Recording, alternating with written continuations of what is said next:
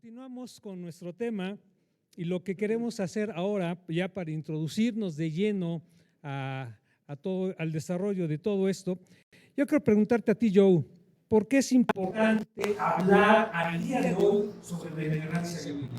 Les voy a decir dos cosas muy rápido. Número uno, que Dios tenga que crear el universo y también el deseo de condescendencia, de traspasar los límites de espacio, materia, finitud a lo finito, de su eternalidad a lo temporal. Para comunicarse con nosotros, tiene que también tener el poder de preservar su palabra, de darnos una palabra. Entonces, si la Biblia estuviera llena de errores, entonces mejor optemos por deísmo, de que hay un ser creador que no quiso relacionarse con su creación.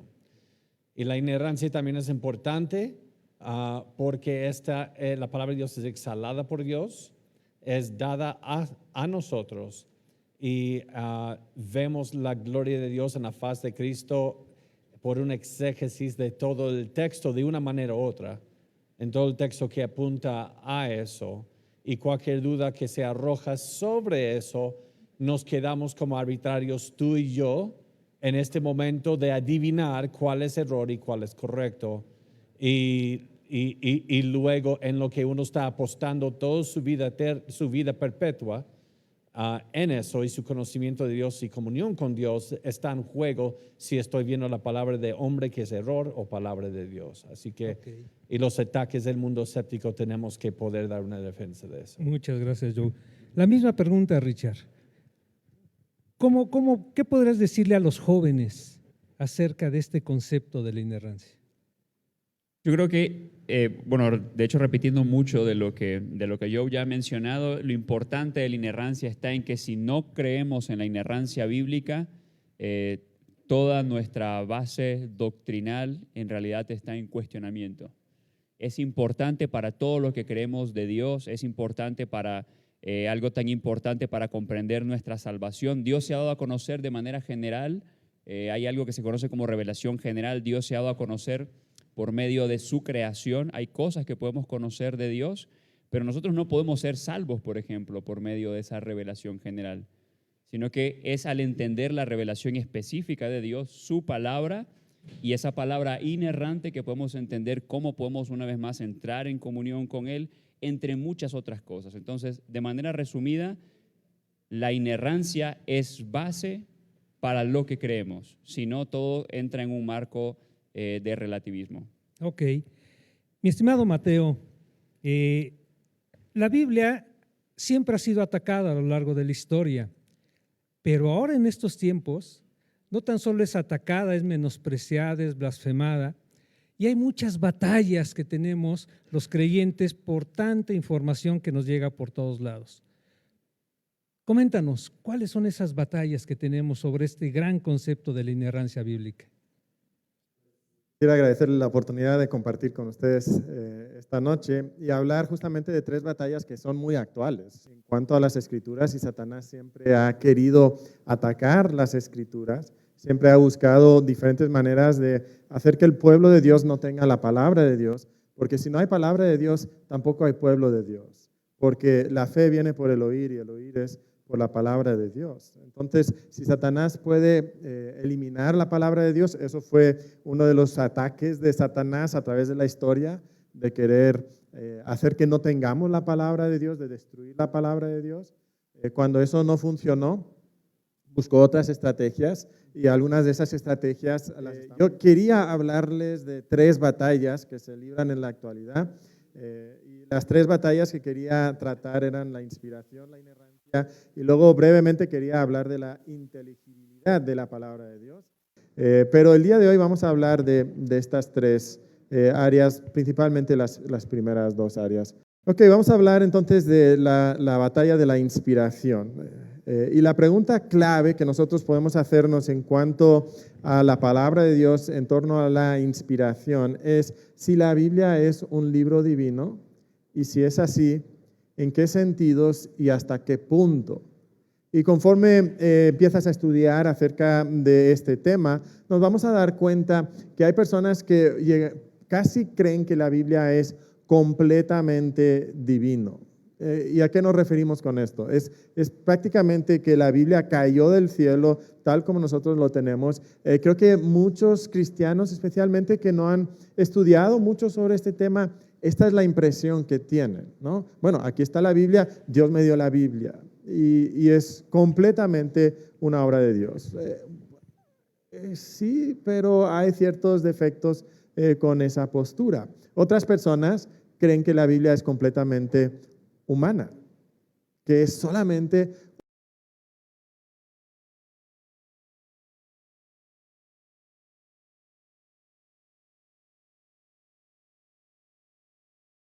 un producto del hombre y lo que el hombre ha escrito, y hablaremos de eso en un momento más. Otras personas, y creo que si nos preguntáramos a muchos de los que estamos aquí, bueno, ¿la Biblia es de Dios o es del el hombre? Bueno, en parte es de Dios y en parte es del hombre. Pero creo que la mejor respuesta es entender que la Biblia es totalmente, completamente un libro divino y es también un libro completamente humano. Es el producto real, genuino de seres humanos. ¿Cómo es eso? Bueno, no podemos explicarlo del todo. Es un misterio cómo es que eso sucedió y quizás mencionaremos algunas cosas en cuanto a eso en un segundo. Pero la Biblia es, algunos lo han comparado con la persona de Cristo. La persona de Cristo, bueno, ¿Cristo es Dios o es hombre? Bueno, es Dios y hombre. Bueno, ¿es 50% Dios y 50% hombre? No, es completamente Dios y es completamente hombre. Y este libro que nosotros tenemos, entonces, ¿cómo es? ¿Es medio de los hombres y medio de Dios? No, es completamente el producto de Dios, pero también genuinamente y realmente producto del ser humano que Él dirigió en cuanto a su escrituración, de escribir la palabra de Dios. Ahora, estas son 4 perspectivas generales. Cuando empezamos a hablar de la inspiración y las posturas de la inspiración, podemos ver que hay diferentes posturas y si tú abres un libro de teología sistemática, probablemente va a mencionar estas 4, a veces hay 5, dependiendo de cómo se presente el material. Entonces, ¿cómo son estas posturas? Bueno, la primera postura es lo que se llama la natural, luego se habla de la inspiración dinámica, luego se habla de la inspiración por dictado y luego se habla de la inspiración verbal y plenaria. ¿Cuáles son estas posturas y qué significa cada una de estas posturas? Bueno, vayamos por partes entonces el día de hoy. Primero tenemos la postura de la inspiración natural. Y lo que esto significa es simplemente que la Biblia es idéntica en inspiración a cualquier otro libro o gran obra de arte. La Biblia no es diferente. La inspiración que movió a otros hombres cuando estuvieron escribiendo, quizás a Platón, por ejemplo, cuando escribía La República, o quizás cuando la Quinta Sinfonía, pues nosotros ahora vemos esto y decimos, no, es que Beethoven ese día estaba inspirado, eso era algo increíble, ¿verdad? Y nos inspira a nosotros cuando leemos o cuando escuchamos estas grandes obras de arte. Bueno, la Biblia, en esencia, es una obra literaria grande, inspiradora, pero no es diferente a cualquier otro libro. Esta es la postura de la inspiración natural y es lo que tendrían las personas que están dentro del campo del liberalismo teológico, que no creen que Dios obró de esta forma para darnos la palabra de Dios. Esta es una de las perspectivas. Esta perspectiva es interesante.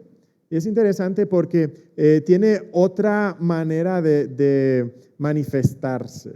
Y la otra manera que tiene de manifestarse Acerca de una obra del hombre y una obra de Dios, Es que en la teología tenemos que empezar a pensar en categorías. No, y lo que dijo son dos categorías ahí.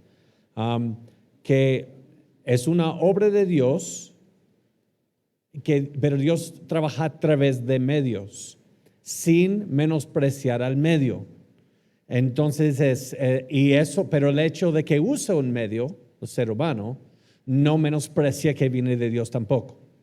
Entonces es igual cuando consideramos la naturaleza de Jesús en su humanidad. Muchas veces menospreciamos esa naturaleza y solo nos enfocamos en su deidad, y otros viceversa. No es menospreciar ninguno de los dos, porque Dios hace cosas a través de medios. Y eso se llaman categorías, pensar en categorías. Y fíjate que uno de los problemas de esa postura es cómo saber en qué momento estaba inspirado Pablo, cómo saber en qué momento estaba inspirado Daniel. Si lo sometemos a esto, en esa definición, Beethoven no compuso su sinfonía en una sola sentada. Igual Platón en su escrito de la República no fue a la primera sentada. Eso nos mete en una problemática, porque ¿en qué momento Pablo, Juan, estaba inspirado? Sí, eso es otro debate. Sí, ¿verdad? Si fueron inspirados ellos o solamente lo que escribieron, y eso es un debate muy largo. Así es. Yo creo que el texto me dice más fueron llevados por el Espíritu, no, pero no sé si inspirados. Okay. De hecho, quizás mencionemos eso brevemente, porque sí es un debate muy grande. Sí. Ok. ¿Hasta aquí llega esta postura natural, Mateo? ¿O hay algo más acerca de ella? Entonces hay dos maneras de ver esta postura de la inspiración natural, que es simplemente un libro natural. Dios no interviene para nada.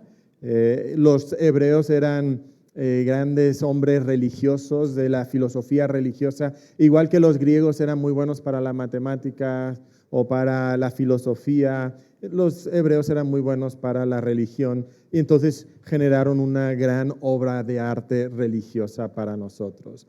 Ahora, dentro del cristianismo, esta es una postura bastante radical.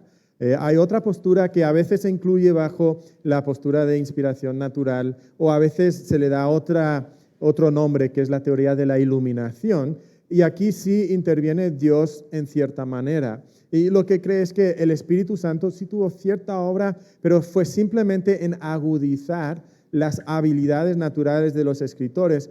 Pero realmente Dios no dio una revelación directa que Él quería que ellos escribieran. Simplemente, otra vez, los hebreos son buenos para la religión.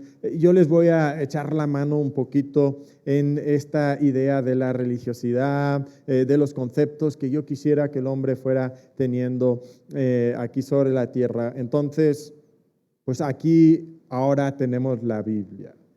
Pero la Biblia no es una revelación entonces directa de Dios. Simplemente los iluminó, por eso lo llaman la teoría de la iluminación. Les dio quizás un poquito más de habilidad. Algunos lo comparan con una droga, ¿no? Pues cuando uno toma algunas drogas por cierto tiempo, como que tiene un mayor grado de habilidad mental, y eso es lo que Dios hizo a través de la inspiración natural. Pero es un proceso muy natural, donde realmente no hay una inspiración directa de parte de Dios. Es triste que algunos cristianos creen esto, ¿verdad? Nombrando el nombre cristiano, que crean esto. Ahora, si pasamos de la natural, podemos llegar a la dinámica. Déjame darles aquí, se me olvidó, tenía aquí una cita que es muy interesante. Dice así, este es un escritor, viene de un libro de 1963, dice, algunos de los grandes himnos están a la par de los salmos, y podemos estar seguros de que si Zach Watts, Charles Wesley, Augustus Toplady, Reginald Heber, que fueron escritores de himnos en aquel entonces, hubieran vivido en los días de David o Salomón y hubieran tenido la misma inspiración que tuvieron en su propio día, algunos de sus himnos de alabanza a Dios hubieran llegado a formar parte del canon hebreo. O sea, ¿se dan cuenta de lo que está diciendo? Está diciendo, por ponerlo en términos más modernos, si los Gary o si Jonathan y Sara hubieran estado escribiendo himnos en aquel entonces, seguramente sus cantos estarían en la Biblia el día de hoy. ¿Por qué? Porque simplemente es un proceso natural. Solamente es eso, ¿verdad? Y esto es lo que algunas personas llegan a creer. Y espero que la mayoría de nosotros por lo menos entendamos que es una perspectiva deficiente de la palabra de Dios. Llegamos a la teoría entonces de la inspiración dinámica. Esta teoría también la llaman la parcial o la conceptual. Y la idea aquí es que el Espíritu Santo dio a los escritores los conceptos o las ideas que Él quería que ellos comunicaran al hombre, que ellos escribieran en la Biblia. Pero los escritores escogieron las palabras ellos mismos. ¿Okay? Ellos escogieron estas palabras. Pero sí, comunicaron los conceptos de Dios de manera acertada, pero al escoger ellos las palabras sin la supervisión y dirección del Espíritu Santo directamente, ¿qué es lo que permite eso? Pues entonces permite que ellos se hayan equivocado a la hora de escoger algunas de esas palabras. Ahora, los conceptos generales, esos Dios sí los controló. Pero los detalles, las palabras exactas, esas quizás no fueron controladas por el Espíritu Santo directamente. Y vamos a hablar bastante de esto cuando lleguemos a la inerrancia en un momento más.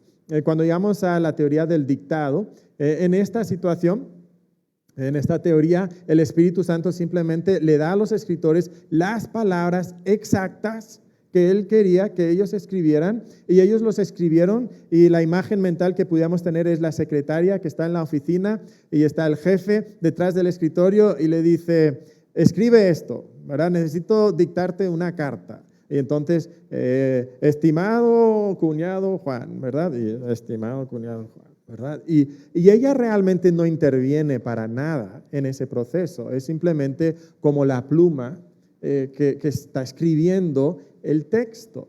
Entonces, ellos realmente no influyeron de ninguna forma en este proceso del dictado. Ahora, sin duda, eso sucede en algunos pasajes de las Escrituras, ¿verdad? Hay ocasiones donde Dios les dice a los profetas, escribe esto, y ellos lo escriben. Pero hay otros pasajes donde queda claro que esto no es lo que está sucediendo. Algunos pasajes, por ejemplo, el apóstol Pablo dice, 1 Corintios 7, es quizás el más obvio, dice, esto es lo que yo digo, esto no es lo que dice Dios, o sea, esto no es por revelación, esto es mi opinión. Podemos ver también cómo Lucas tiene que hacer investigación para escribir su evangelio. Y entonces todo eso sugiere que no es un proceso de dictado. Otro problema con esta teoría, aunque es muy conservadora, y nosotros aplaudiríamos el aspecto que realza la participación divina en esto, es que casi elimina la participación humana. Y ya no debería entonces de haber diferencia entre lo que escribe Pablo y el estilo de Pedro, porque Dios mismo lo está dando. Entonces, si yo soy el jefe y yo tengo 2 secretarias y yo dicto una carta, pues la carta va a ser igual, no va a importar qué secretaria es la que teclea las palabras que yo estoy diciendo. ¿Por qué? Porque son mis palabras. Entonces, la Biblia muestra que hay diferentes estilos, diferentes vocabularios, y eso sugiere entonces que la teoría del dictado probablemente es deficiente también. Y entonces eso nos lleva a la última postura, que es la verbal y plenaria. Vamos a hablar un poquito más de esta postura. Y simplemente la inspiración verbal y plenaria afirma que había una influencia divina del Espíritu Santo que estaba operando en los autores de los libros bíblicos en el momento en que ellos escribieron esos libros bíblicos, que les movió a escribir de manera perfecta y acertada las mismas palabras de Dios, y que lo hicieron sin error. Entonces, no fue que Dios nos dio solamente los conceptos, que los hombres escogieron las palabras. ¿Ok? Dios guía a estos hombres. Y sí, de acuerdo a sus habilidades y su personalidad y su trasfondo y el vocabulario que ellos tenían por sus experiencias de vida, pues ellos escogieron también esas palabras, pero el Espíritu Santo está dirigiendo esa selección de palabras. No los conceptos solamente, las palabras mismas.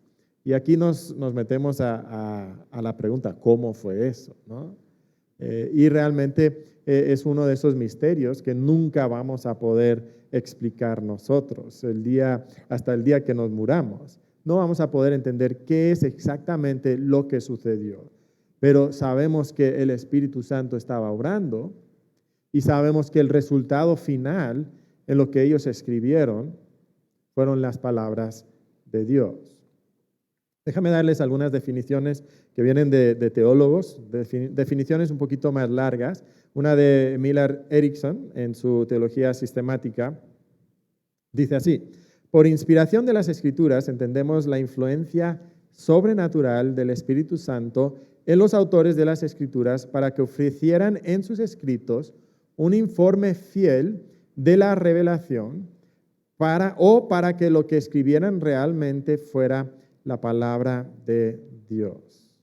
¿Okay? Entonces, vemos algunos de estos elementos: la influencia sobrenatural, el Espíritu Santo en los autores y el resultado que un informe fiel o que lo que ellos escriben es realmente la palabra de Dios. El teólogo Charles Ryrie escribe lo siguiente: Dios supervisó a los autores humanos de la Biblia para que ellos compusieran y grabaran sin error su mensaje a la humanidad en las palabras de sus escritos originales. Entonces, otra vez vemos Dios supervisando ese proceso sin error, y ahí menciona algo importante. Dice los escritos originales, y mencionaremos eso en un segundo. Una definición más, esta de John MacArthur. Dice, por medio de su Espíritu, Dios inspiró cada palabra que escribieron los autores humanos de la Biblia en los documentos originales de sus 66 libros, esto es, los autógrafos. Entonces, una definición quizás similar a las que hemos visto anteriormente. Ahora, esto nos lleva a considerar algunos términos claves aquí. La última definición que leímos menciona los autógrafos. ¿Okay? Cuando estudias este tema, probablemente te vas a topar con esta palabra, y no está hablando de cuando Joe Owen firma ahí en la portada de su nuevo libro, ¿verdad? No está hablando de eso. Los autógrafos describen los manuscritos originales, o sea, ese pergamino, ese manuscrito donde estaba escribiendo el autor bíblico, ese autógrafo, ese es el autógrafo, ¿verdad? Ese manuscrito original, lo que ellos escribieron con su puño y letra, o Pablo usando a veces un secretario que estuviera tomando por dictado las palabras que él estaba escribiendo, ¿ok? Pero se refiere a ese documento. Entonces, cuando hablamos de la inspiración de la palabra de Dios, tenemos que reconocer que la inspiración se refiere directamente a esos documentos. Fue algo que ocurrió en el momento histórico, donde Dios movió a esos hombres, controló a esos hombres, para que en ese momento sobre ese pergamino, sobre esa hoja, ellos escribieran las palabras de Dios. Y ahí quedaron plasmadas esas palabras para nosotros, para la iglesia, que luego se iría transmitiendo al resto de la iglesia y en la historia de la iglesia por medio de las copias y luego las impresiones y luego las traducciones, y Joe nos va a hablar de eso mañana, ¿verdad? Entonces, ese término creo que es interesante. También menciona ahí en estas definiciones la inspiración verbal. Con esto estamos diciendo otra vez que Dios escoge cada palabra. Dios dirige la supervisión de cada palabra, no conceptos, pero cada palabra. Y luego hablamos de la inspiración plenaria. Cuando hablamos de la inspiración plenaria, estamos diciendo que toda la Biblia es inspirada por igual.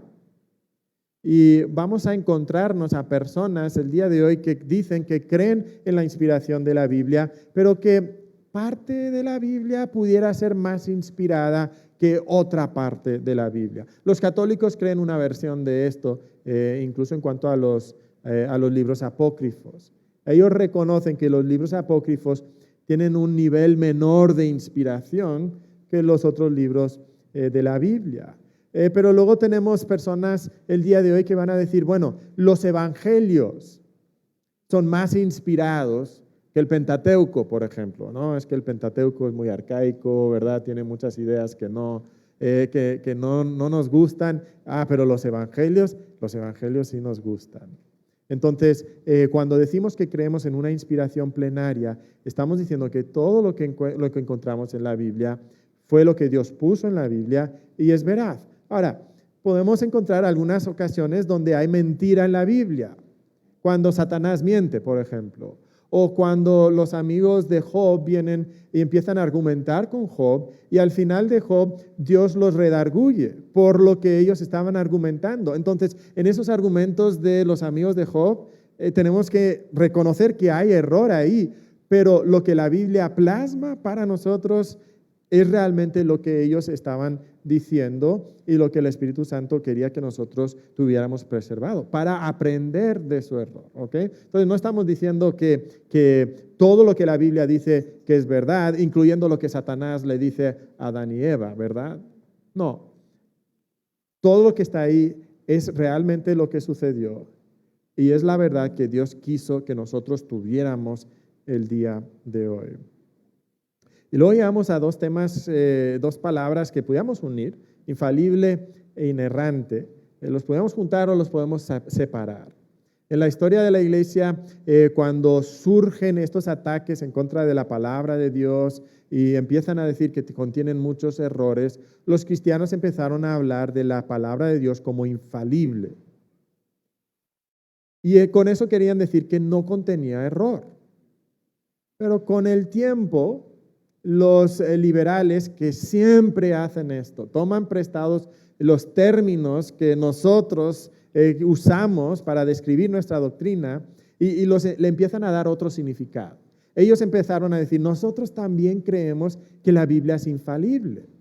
Y así podían firmar las declaraciones doctrinales de las universidades y de las iglesias y no ser expulsados, aunque su teología era muy diferente.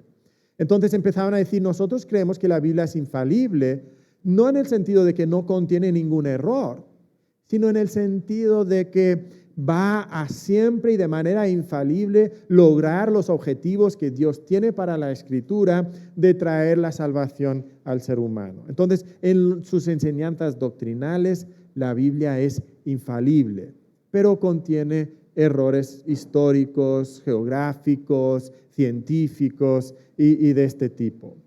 Entonces, ¿cómo respondieron las iglesias conservadoras?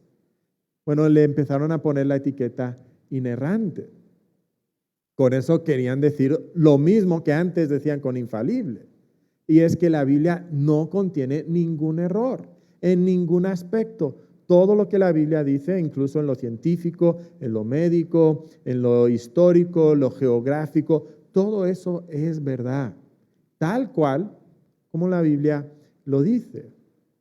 Y entonces esta palabra es quizás un poquito más fuerte. Pero ¿saben lo que está sucediendo el día de hoy, no? ¿Qué están haciendo los teólogos más liberales? Pues están adoptando la palabra inerrante también. Y el día de hoy te puedes encontrar con personas que dicen, yo creo en la inerrancia de las Escrituras. Pero si luego los lees, van a decir, pero es una inerrancia limitada. Bueno, y con eso están diciendo que entonces hay errores históricos y científicos y médicos y de ese tipo. Y de nuevo entonces estamos en la misma situación que hace unos quizás 5 o 6 décadas con la palabra infalible. Entonces, ¿por qué lo menciono? Porque no puedes leer un autor y ver que él usa la palabra, mira, dice inspiración, y dice verbal, y dice plenaria, incluso dice inerrancia. Entonces él está enseñando lo que yo creo. No, tienes que tener mucho cuidado, porque si empiezas a leer con detenimiento, puede ser que encuentres que le está dando otra definición a esa palabra.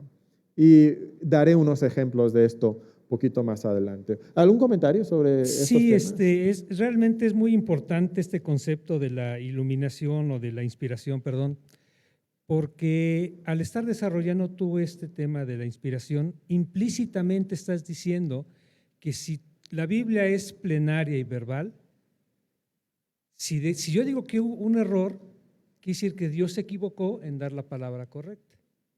Entonces, creo yo que estudiar como primera instancia este tema de la inspiración es súper importante. De hecho, para los miembros del instituto, cualquier instituto, teología sistemática es la parte de la bibliología donde se estudia este concepto, ¿no, Richard? Correcto. Y de hecho, cuando se ven de manera panorámica, por ejemplo, las doctrinas, una de las cosas que primeramente se cimentan es la inerrancia de las Escrituras, porque el detalle está en que si no creemos de que la Biblia es inerrante, entonces podemos cuestionar, por ejemplo, nuestra teología propia. La Biblia se equivoca cuando habla en cuanto al carácter de Dios, por ejemplo. Entonces, es la base para entender teología sistemática. Y en general, aprovechando esto, algo que animaría no solamente a los alumnos de teología, sino a cualquier creyente, es a que tengamos cuidado cuando leemos ciertos términos en cualquier tipo de libro. No basta simplemente con leer, bueno, como decía Mateo, no, tal autor dice que cree tal cosa, no, hay que ver cómo desarrolla ese autor ese término, ya que eso ha ocurrido muchas veces en la historia de la iglesia, distintos autores utilizan el mismo término hablando de cosas diferentes, entonces de que tengamos siempre esa agudeza para indagar en de qué el autor está hablando. Sí, también ya lo mencionaste, Mateo, pero solo asegurar que todos lo captamos bien. Algo de la infalibilidad de la palabra de Dios es que nunca falla en todo lo que asserts. Afirma. En todo lo que afirma. ¿Okay? Porque luego puedo decir, escrito está y enseñar retribución divina basada en las respuestas de los amigos de Job, como mencionó. La Biblia cita error para luego corregir el error. Sí. Así que tiene que ir de acuerdo con su contexto, infalibilidad en todo lo que afirma las Escrituras, nunca puede fallar. Satanás dice a Jesús, arrodíllate, adórame a mí, te daré todo esto. El momento que Jesús lo haría eso, dejaría de ser Dios y todo el universo, una explosión o quién sabe qué, no hubiera sucedido de esa manera. No hubiera visto un intercambio entre Cristo y Satanás le entrega este siglo, el mundo actual, y se olvida de la cruz. No hubiera sucedido así, porque no es Dios afirmando que Jesús de Satanás recibiera este reino, sino es una mentira de Satanás que está citando la Biblia. Espero que entiendan esa diferencia, es una gran diferencia ahí. Con esto queremos también animarles, hermanos, porque estos no son términos teológicos sumamente elevados, en el aspecto de que no pudiéramos conocer desde pequeños. Los pequeños tenemos que exponerlos a toda esta terminología, porque es parte de conocer y de entender la Biblia. Entonces, el llamado a estudiar teología no es un llamado para unos cuantos. Por ahí dijo un autor, todos debemos de ser teólogos, porque la teología simplemente es el estudio y el conocimiento de nuestro Dios. ¿Quién es nuestro Dios? Ahora, Mateo, yo te preguntaría, desarrollaste el concepto de inspiración. ¿Qué apoyo bíblico podemos tener en esto? Es una pregunta muy importante porque no importa lo que nosotros podemos decir o incluso lo que haya dicho tal teólogo u otro teólogo. Nosotros queremos saber qué es lo que Dios nos dice y en las Escrituras encontramos apoyo bíblico para esto. Creer que el libro que nosotros tenemos viene de Dios.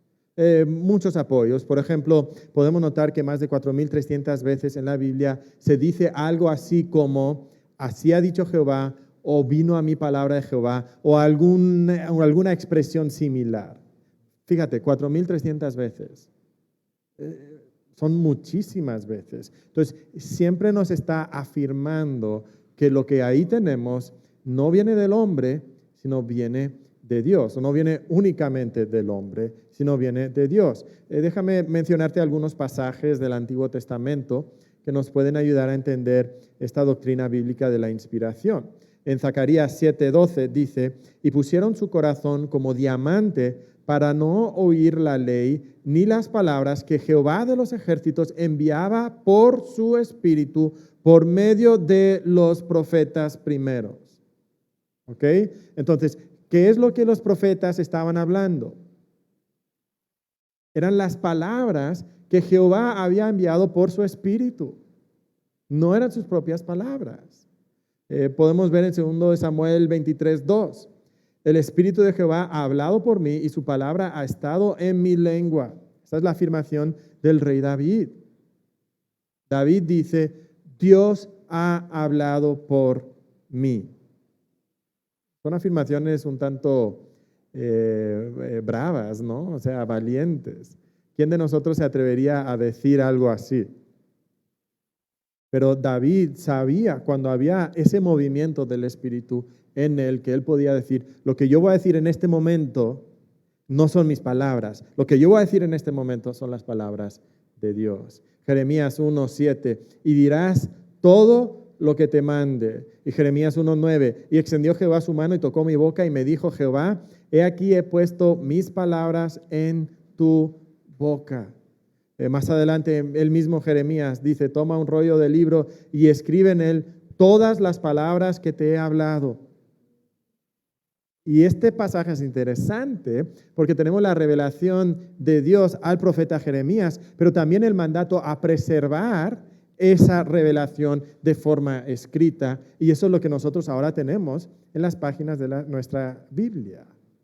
Entonces, estos son algunos de los muchos pasajes, aquí unos pocos, pero hay muchos pasajes como esto en el Antiguo Testamento. Disculpa, Mateo. Sí. Simplemente para los que están viendo la transmisión, porque hay algunas preguntas que están saliendo en la transmisión. Entonces, hemos visto ahí un par de preguntas interesantes que ciertamente nos gustaría poder tomar. Simplemente para anunciar que a los que están viendo se queden al final, por favor, para que puedan escuchar las respuestas a estos cuestionamientos que están haciendo. Muy bien, perfecto. Jesús mismo también, ¿qué opinión tenía Jesús? Y esto es muy importante porque algunas personas, especialmente de un corte más liberal, dicen, bueno, es que hay mucho error en la Biblia, lo que dice Jesús es importante. Bueno, vamos a ver qué dice Jesús. Jesús nos dice en Juan 17:17, santifícalos en tu verdad, tu palabra es verdad. O sea, la palabra de Dios es verdad. En Marcos 12:36, me gusta esta afirmación, porque regresando al Antiguo Testamento, pero Jesús mismo nos dice que cuando David habló, ¿por qué o cómo habló David? Pues fue por el Espíritu. Jesús está diciendo, cuando David dijo que habló por el Espíritu, Jesús mismo pone el sello de apruebo sobre esa afirmación y dice, tenía razón David. Dice, porque el mismo David dijo por el Espíritu Santo. Dijo el Señor a mi Señor, siéntate a mi diestra. Y continúa el versículo. Dice Juan 10:35, si llamó dioses a aquellos a quienes vino la palabra de Dios y la Escritura no puede ser quebrantada. No vamos a tomar el tiempo para hablar de la primera parte del versículo esta noche, ¿verdad? Pero la segunda parte nos dice que Jesús afirma que la Escritura no puede ser quebrantada. Mateo, es bueno notar también aquí cuando la gente pone por encima las letras rojas o lo que dijo Jesús. Jesús no escribió esto. Esto escribió apóstoles mucho después que Jesús mismo lo dijo. Uh-huh. Así que nada de lo que ven de las letras de Jesús lo escribió Jesús. Lo escribió sus apóstoles y mucho después. Así que si no puedes confiar, si solo puedes confiar en los evangelios, si esa misma línea de razonamiento debe hacer que ni confíes tampoco en lo que está escrito, Sí. de lo que cita de Jesús. Y lo iba a mencionar más adelante, pero viene al caso. Esto lo llamamos el canon dentro del canon. El canon de las Escrituras, los 66 libros de la Biblia, a veces hacemos un canon dentro del canon. O sea, seleccionamos esas partes que a nosotros nos gustan. A veces eso es parte de la inspiración parcial. Por eso hablamos de la inspiración plenaria. Pero hace unas décadas hubo un movimiento que buscaba el Jesús histórico. Y lo que decían es que a través de los siglos se fueron añadiendo afirmaciones a lo que Jesús realmente dijo. Los apóstoles o otros seguidores décadas después, para defender sus creencias, sus posturas, pues le añadían esas palabras a Jesucristo. Pero ahora nosotros, 20 siglos después, vamos a regresar y vamos a encontrar el Jesús histórico. Y casi literalmente sacaban las tijeras y empezaban a recortar y decir, bueno, esto lo dijo Jesús, me parece que no, eso fuera. Esto tampoco me gusta, eso fuera. Y esta afirmación sí me gusta. Y ellos terminaban diseñando un Jesús a su propia medida, realmente. Y era siempre impactante que el Jesús que salía de su estudio, de la búsqueda del Jesús histórico, era idéntico a lo que ellos creían, ¿verdad? Las afirmaciones de Jesús eran exactamente las afirmaciones que ellos también decían, ¿no? ¿Por qué? Porque no era realmente la búsqueda del Jesús histórico, era la búsqueda de un Jesús imaginario, el Jesús imaginario que yo tengo en mi propia mente. Entonces, creo que nosotros también podemos tener a veces esa tendencia de valorar más ciertas palabras, ¿no? Algunos dicen que no es bueno que se tengan esas Biblias con las letras en rojas, porque todas esas palabras son inspiradas por el Espíritu Santo, no solamente las que están en rojo, como si esas palabras fueran de mayor valor, ¿verdad? Perdón, última interrupción de mí. No. Hebreos 1:1, Dios, habiendo hablado muchas veces de muchas maneras en otro tiempo a los padres por los profetas, Tanakh, o lo que llamamos Antiguo Testamento hoy. En estos postreros días nos ha hablado por el Hijo. Así que la misma Biblia pone a lo que dice Jesús y lo que está en el Antiguo Testamento, Dios hablando a su pueblo. Así que no vemos un divorcio ni una dicotomía entre los dos. Es la misma corriente, está en el mismo chorro. Sí. De hecho, hay un pasaje en la historia de la Iglesia, no recuerdo si el siglo II, siglo III, donde Marción hacía eso, recortaba y decía, este sí está inspirado, este no está inspirado. Hizo su propio Nuevo Testamento, por decirlo así, que fue cuando les picó ahí la curiosidad a todos ellos y se movieron para empezar a hacer el canon del Nuevo Testamento. Entonces, ese concepto de recortar lo que a mí me parece que está inspirado es muy antiguo y bien peligroso. Sí. Mucho que pudiéramos decir sobre el canon, es un tema muy, muy interesante también, pero bueno, vamos adelante porque si no, no vamos a acabar nunca, ¿verdad? ¿Qué dice el Nuevo Testamento? Es interesante notar lo que dice el Nuevo Testamento, no solo acerca del Antiguo Testamento, pero lo que dice el Nuevo Testamento acerca del Nuevo Testamento mismo. Pero primero vamos con lo que dice acerca del Antiguo Testamento. En 2 Timoteo 3:16 dice, toda la Escritura es inspirada por Dios y útil para enseñar, para redarguir, para corregir, para instruir en justicia. Ahora, la palabra escritura en aquel tiempo normalmente se usaba para hablar de ¿qué? Pues de los libros que ya estaban escritos, ¿no? Que era el Antiguo Testamento. Entonces, algunos van a argumentar que, bueno, quizás el Antiguo Testamento era inspirado, pero el Nuevo Testamento no.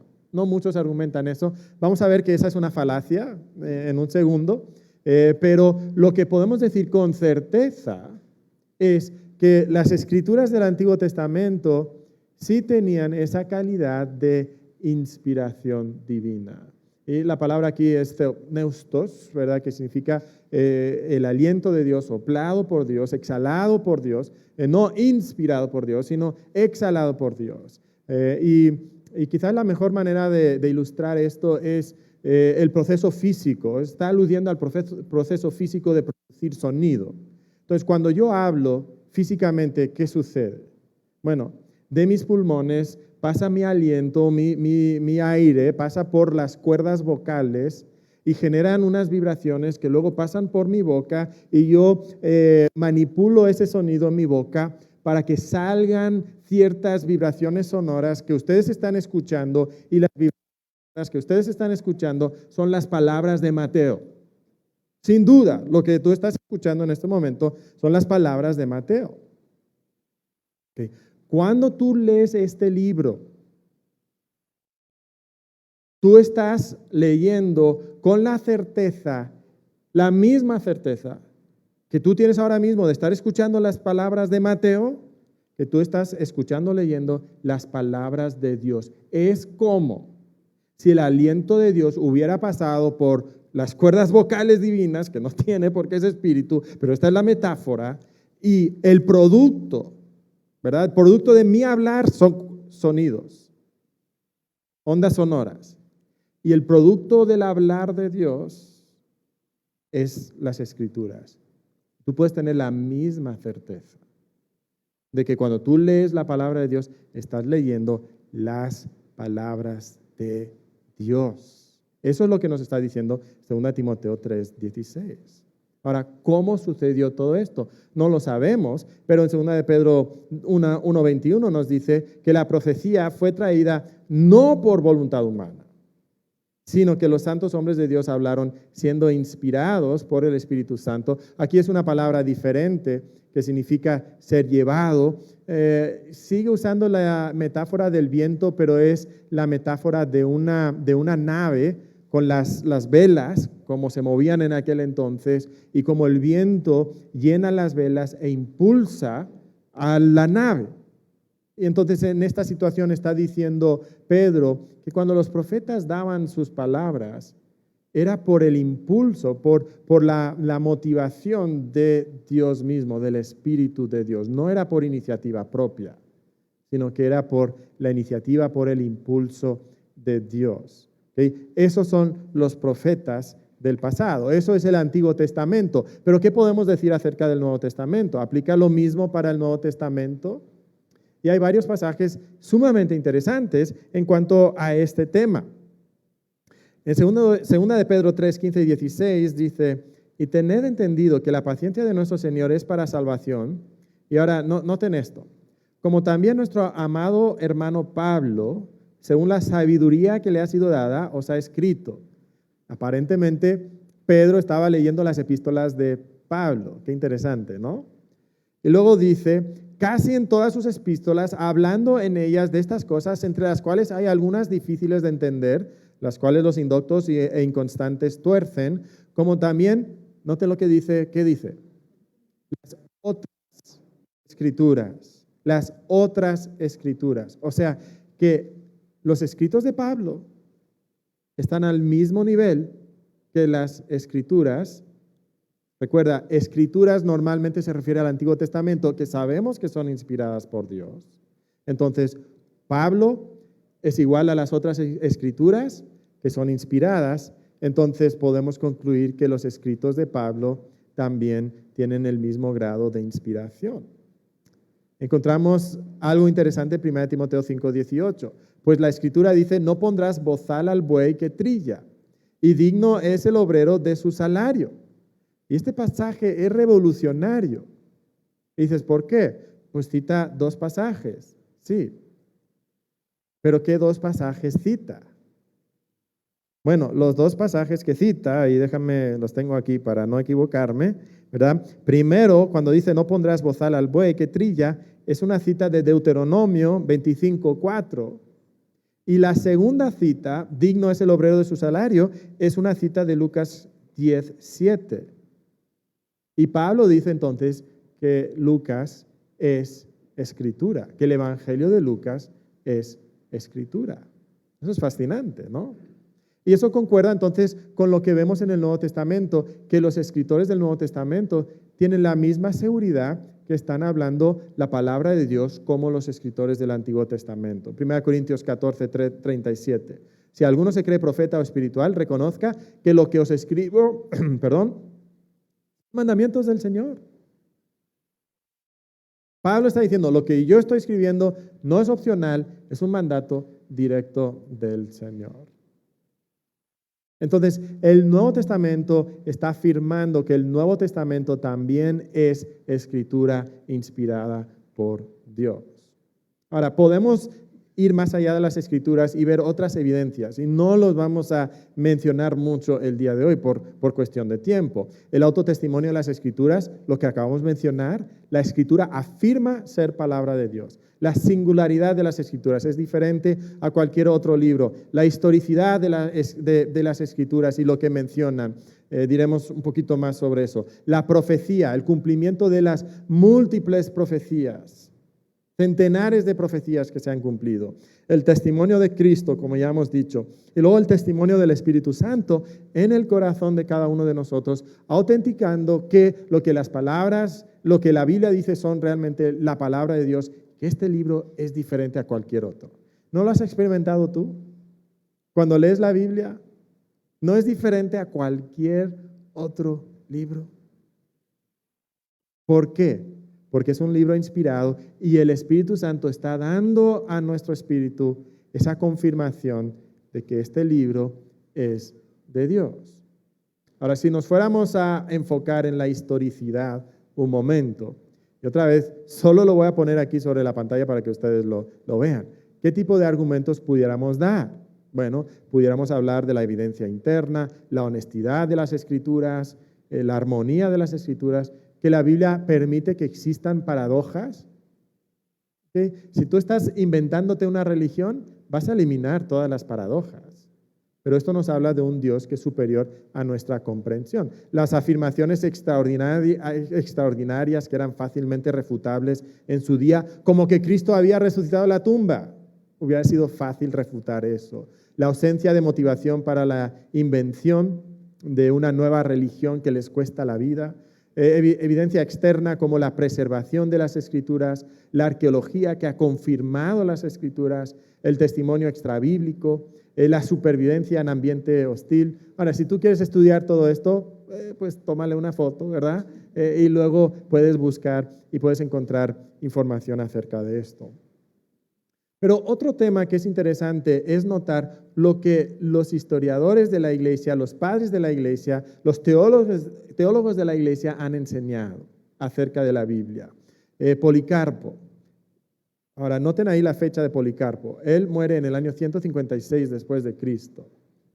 Nace en el año 69. ¿Ok?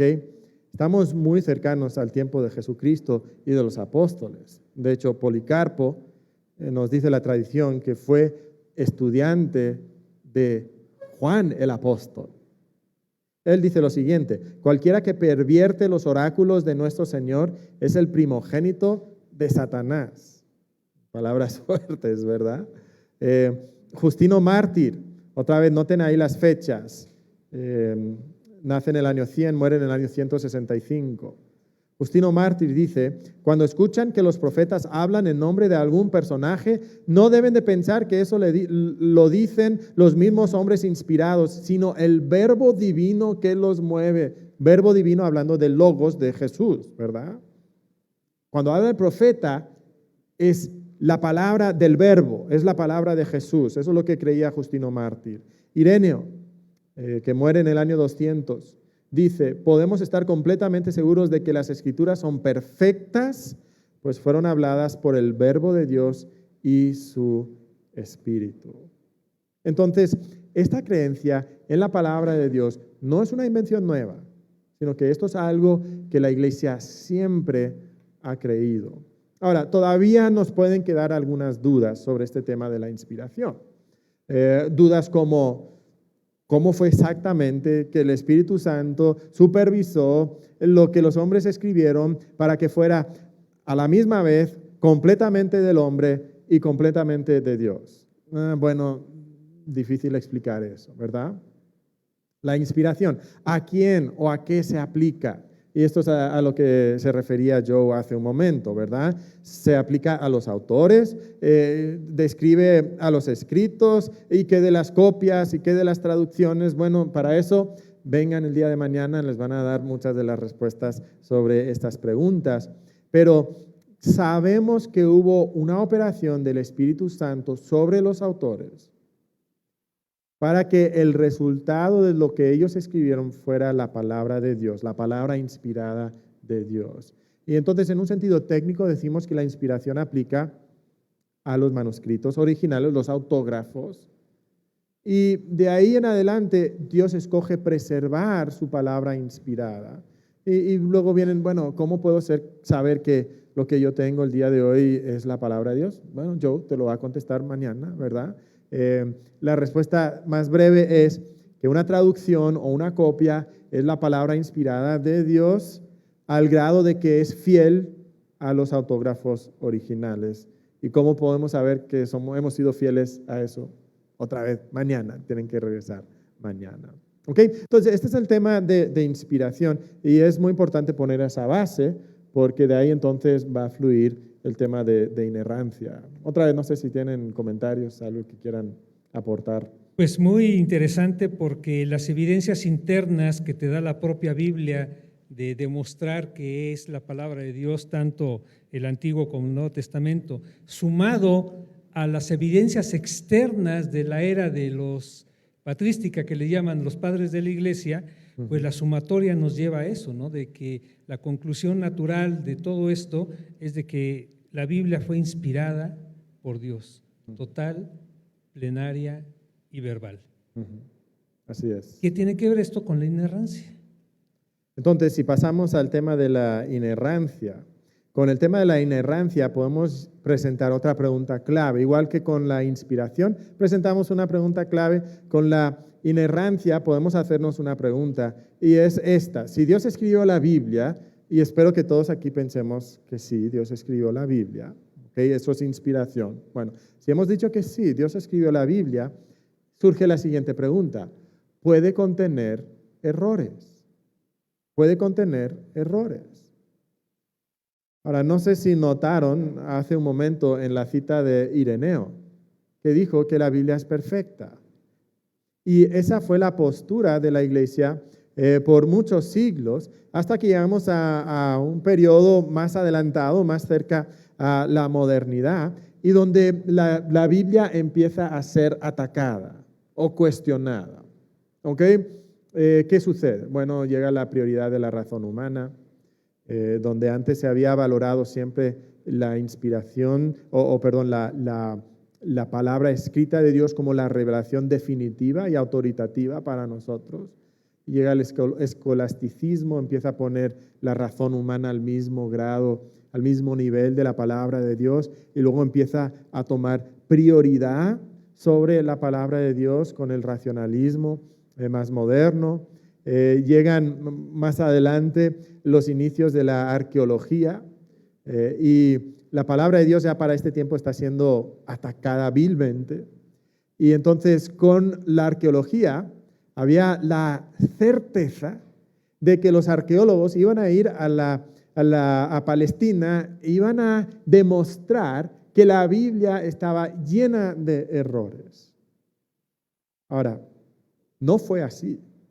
De hecho, algunos de esos arqueólogos que fueron para demostrar que la Biblia estaba llena de errores, vieron que la Biblia no estaba llena de errores y llegaron a convertirse al cristianismo en ese tiempo. Pero esto es lo que está sucediendo durante este tiempo. Está avanzando la evolución y la ciencia basada en una cosmovisión naturalista que dice que no puede haber nada sobrenatural.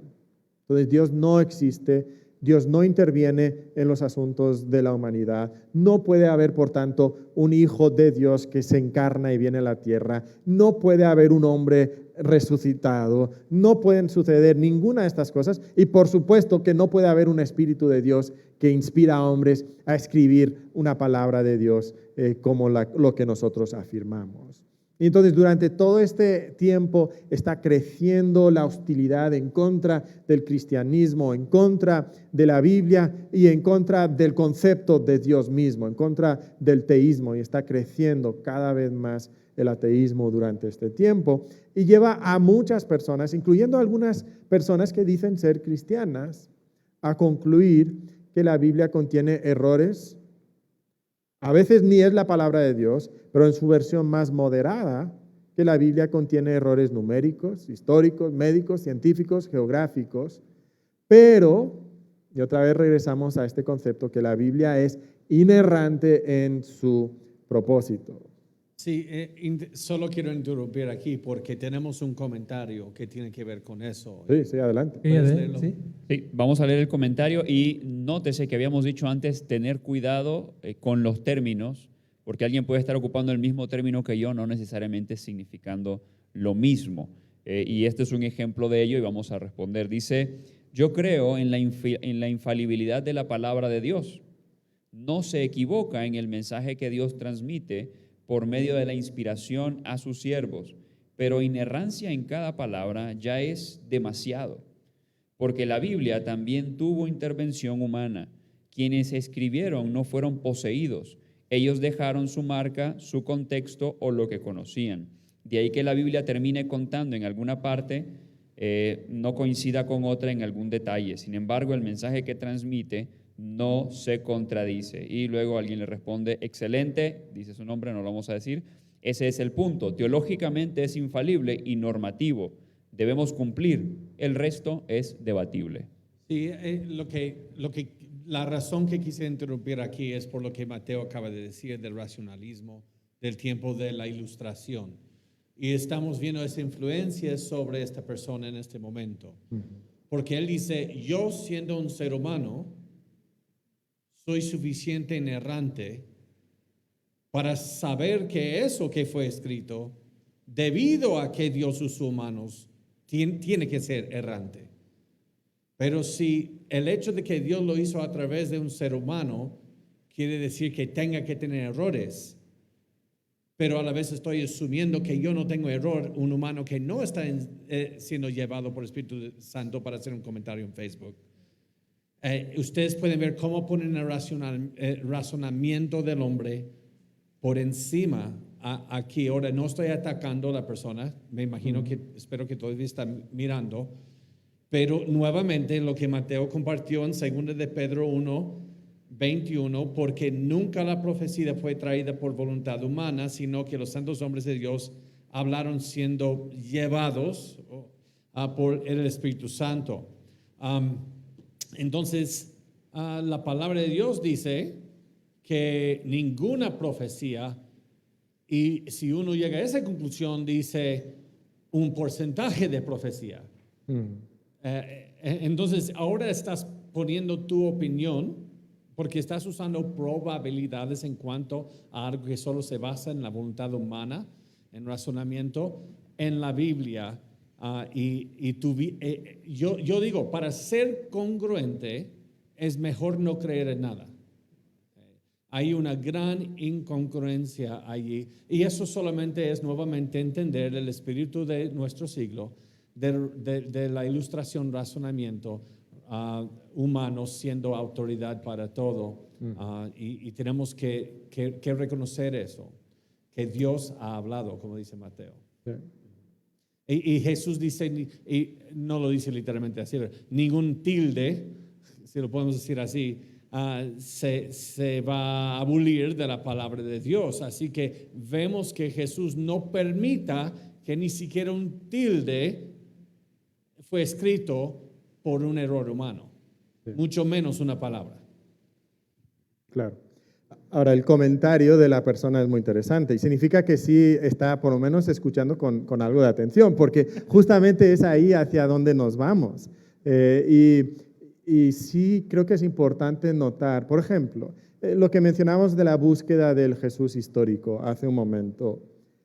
Qué arrogancia es pensar que nosotros, ahora en el siglo XX o el XXI, esto fue hace unas décadas, ¿no? Entonces fue en el siglo XX, que nosotros, 2000 años después, tenemos la iluminación completa y total para suponer que ahora nosotros podemos mirar hacia el pasado y encontrar todos los defectos del pasado. Y nosotros somos ¿qué? Somos el estándar de la perfección. Nosotros, como decía Joe, tenemos la perfección para encontrar todos los errores y decir, eso es error, eso es error, eso es error. ¿Y cuántas cosas no hemos dicho como humanidad que son verdad y luego nos hemos dado cuenta que es error? Esto ha pasado con las Escrituras una y otra vez. Estudia la arqueología, por ejemplo, estudia muchos temas sobre esto. Y justamente vamos a algunas declaraciones donde personas dicen exactamente lo que esta persona ha comentado. Aquí, esto es un resumen de algo que escribió Daniel Fuller. Y esto fue en su momento catastrófico en el movimiento evangélico en Estados Unidos, porque era uno de los líderes de una institución, de una universidad influyente en Estados Unidos. Y él dice, más o menos lo que acabamos de escuchar: la Biblia contiene verdades que son necesarias para la salvación. Esas verdades son revelación. Material bíblico que no tiene que ver con la salvación no es revelación divina y por tanto pudiera contener errores como cualquier otro libro. ¿Okay? Entonces están haciendo un canon dentro del canon. ¿Okay? Todo lo que hable de salvación, eso sí. Lo que no sea sobre la salvación, eso no. ¿Okay? Déjame ponerte otra cita del mismo autor. Dice lo siguiente: ¿por qué no es razonable? ¿Okay? Palabra clave que hemos mencionado varias veces. ¿Por qué no es razonable en nuestra mente humana inferir de la inspiración que el Dios que amorosamente determinó comunicar verdad revelatoria? Sé que la palabra revelatoria no es palabra en español, ¿verdad? Entonces nos vamos a inventar aquí el término, porque no hay otro término que puede llegar aquí. Pero está distinguido otra vez entre verdad que es revelación para salvación, ¿ok? A eso se refiere. Verdad revelatoria, ¿okay? Dios amorosamente determinó comunicar la verdad revelatoria al hombre, intencionadamente acomodó su idioma en temas no revelatorios, a la manera que los lectores originales veían al mundo a su alrededor, hay una errata ahí, debe decir, veían el mundo a su alrededor, para realzar la comunicación de la verdad revelatoria por la que el hombre puede ser salvo. Es hasta ilógico. Está diciendo Dios, para tener condescendencia, les encanta la palabra condescendencia, ¿ok? Dios dio con el hombre y dijo, bueno, el hombre no puede manejar la verdad, entonces voy a darle algo de verdad y meter algo de error ahí también para que no sea demasiado fuerte para él. O sea, eso es lo que realmente está diciendo aquí este autor. ¿Ok? Ahora, este es un autor de hace unas décadas también, pero esto está sucediendo el día de hoy. El día de hoy, este año, les voy a poner una cita de alguien que ustedes probablemente conocen. Su nombre es William Lane Craig. ¿Ok? Famoso apologeta cristiano. ¿Qué es lo que él dice? ¿Ok? Él cree que toda la escritura que todo lo que la escritura enseña es verdad. Y luego distingue dice que es imposible separar la doctrina cristiana de eventos históricos. Y dice entonces lo que la escritura enseña acerca de la historia tiene que ser igual de verdadero como lo que enseña sobre la teología. Yo leo eso y digo, sí, estoy de acuerdo.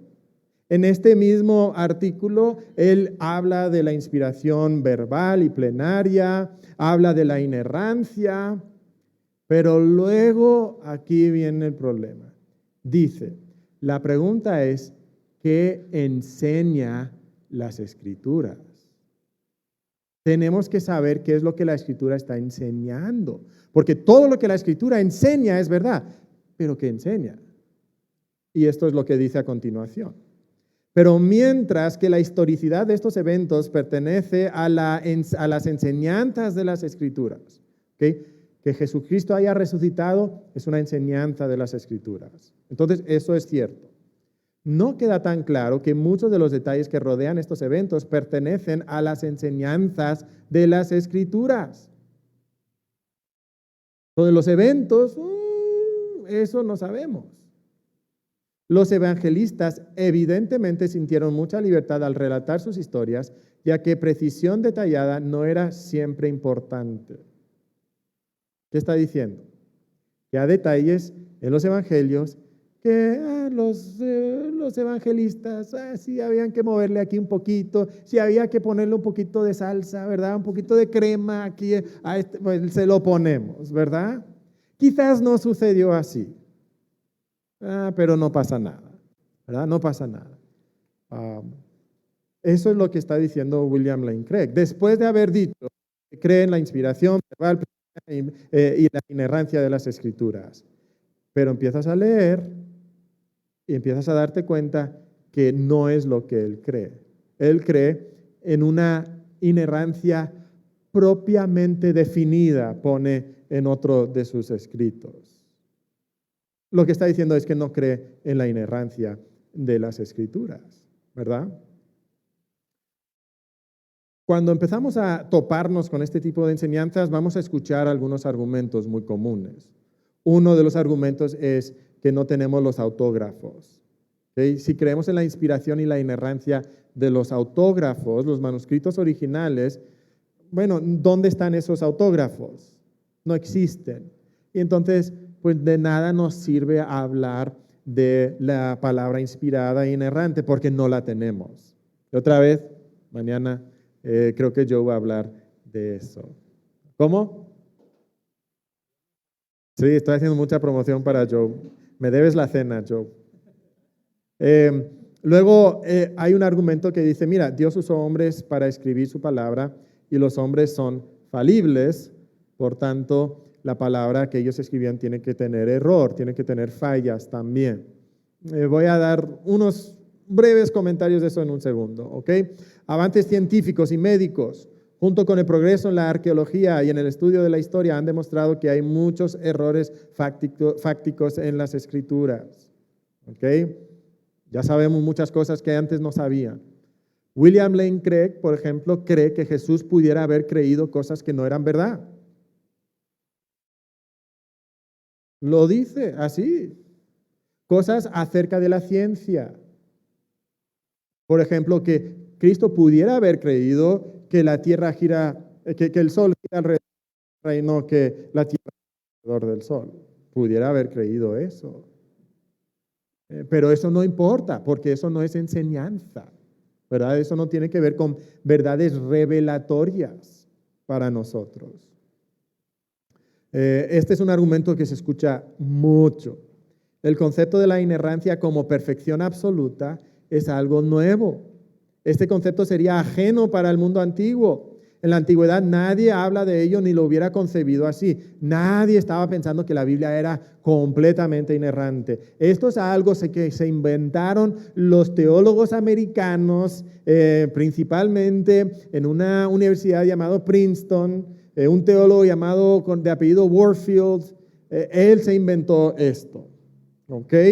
Bueno, déjame dar algunas respuestas. En algunas no voy a dar respuestas, solamente voy a decir mañana, ¿verdad? Mañana, vengan mañana, ¿ok? Lo de los autógrafos inexistentes, mañana con Joe. Lo de que los hombres son necesariamente falibles, bueno, recuerda que Cristo fue hombre. ¿Cristo falló? No, ¿verdad? Pero también había otra parte, ¿verdad? De Cristo, y es que era Dios, ¿ok? Y lo que estamos diciendo acerca de las Escrituras es que tenemos dos cosas también, ¿verdad? Está el factor humano, pero también está el factor divino, ¿ok? En cuanto a los errores en la Biblia, creo que Richard va a hablar un poquito de eso. Yo voy a nada más mencionarles uno, ¿ok? Hay dificultades, ¿ok? Pero casi todas esas dificultades que se llaman contradicciones y errores tienen explicaciones que son bastante fáciles de encontrar si no tienes una hostilidad cerrada en contra de la Biblia. ¿Ok? Si no estás aferrado a que en la Biblia hay errores. Recientemente terminamos de predicar 1 y 2 de Samuel en nuestra iglesia y me tocó predicar el capítulo 21 donde dice, hubo otra vez guerra en Gob contra los filisteos, en la cual el Anán, hijo de Jaere Oregim de Belén, mató a Goliat Geteo, el asta cuya lanza era como el rodillo de un telar. Algunos dicen, ¿ves? Un claro error. ¿Quién mató a Goliat?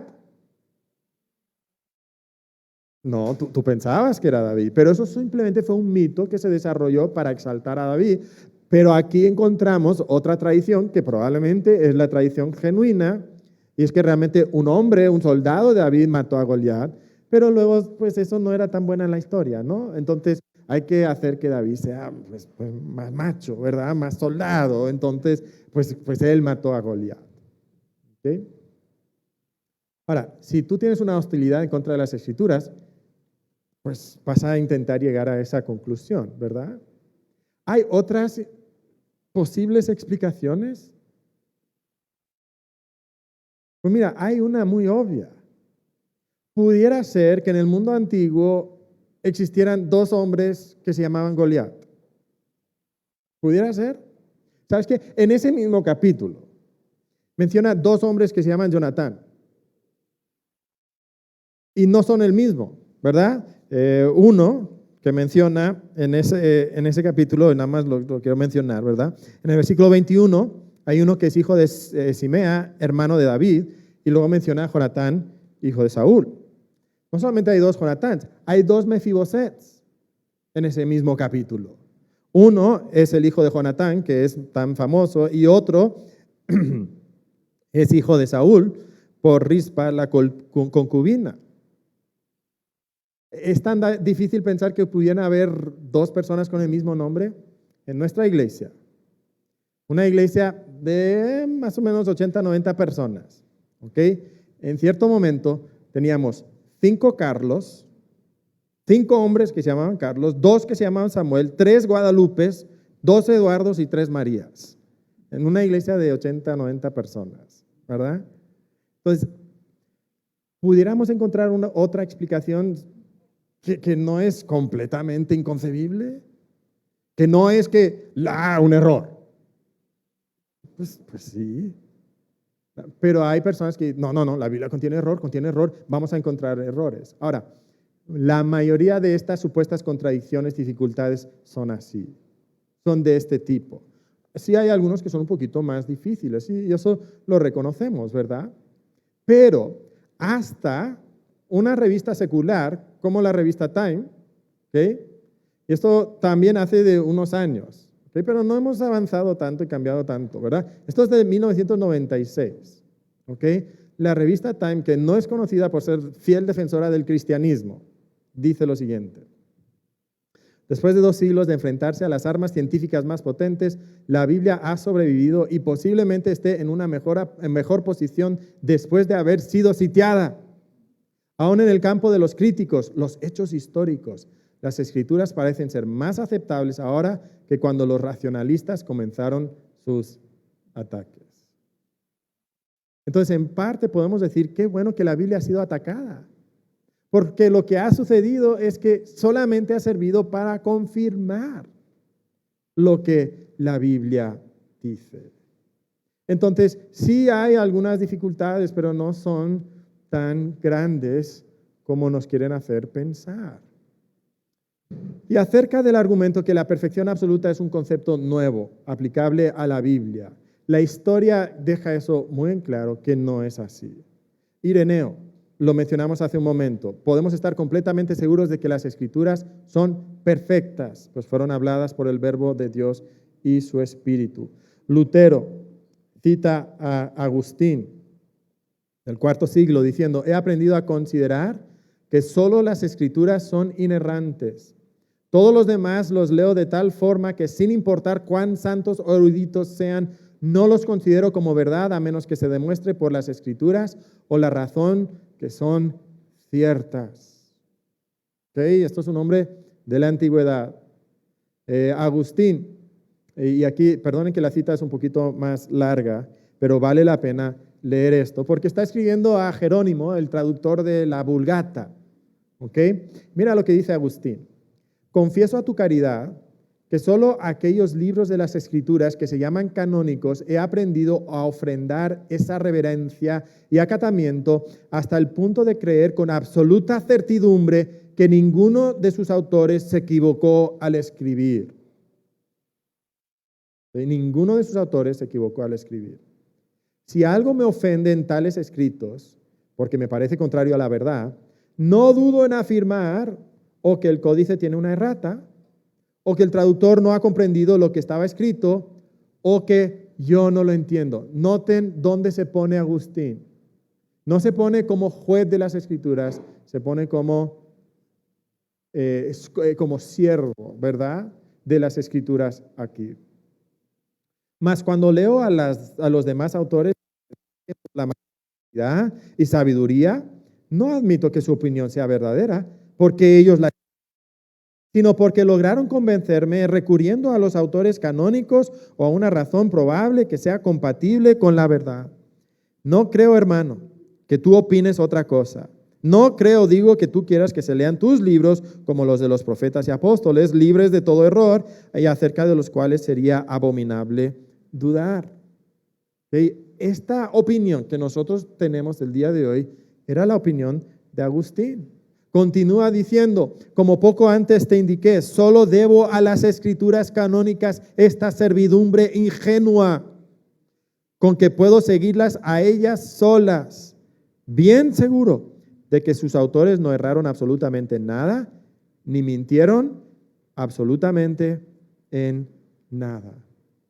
Ahora, esto es lo que creía la iglesia por 17, 18 siglos. ¿Por qué lo creía la iglesia por 17, 18 siglos? Porque tiene apoyo bíblico. Jesucristo afirma la veracidad de las Escrituras, lo leímos.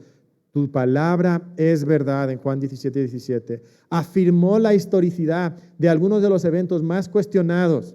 El día de hoy se ataca el Génesis. Cristo habló de Adán y Eva como personas reales. En Mateo 19, 4 y 5. Habló de Abel y Caín en Mateo 23, 35. El diluvio de Noé. Dicen que no fue. Mateo 24, Jesucristo dice que sí. Lot y su esposa, que se convirtió en la columna de sal. Jesucristo dice, eso sucedió. Jonás, ¿cómo va un pez, una ballena a tragar a un hombre? Qué cosa más ridícula. Jesucristo lo afirma. Jesucristo afirma la fiabilidad de las Escrituras en sus detalles más mínimos. El pasaje que mencionaba Joe hace un momento, porque de cierto os digo que hasta que pasen el cielo y la tierra, ni una jota ni una tilde pasarán de la ley hasta que todo se haya cumplido. ¿Ok?